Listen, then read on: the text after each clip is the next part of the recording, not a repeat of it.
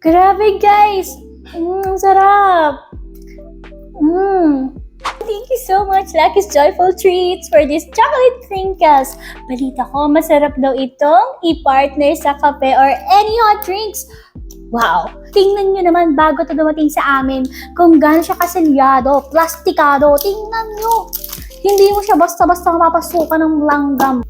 Let's take a bite!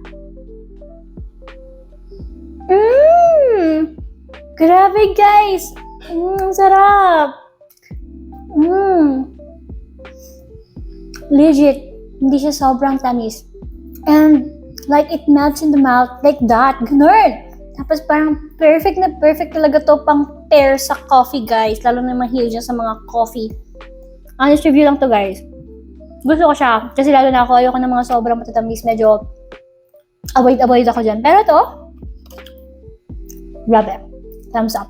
I like it. Parang kumakain ng cake. Cake na hindi sobrang sweet. Ang nagpa-sweet lang sa kanya guys, itong puti. Yung white niya, no?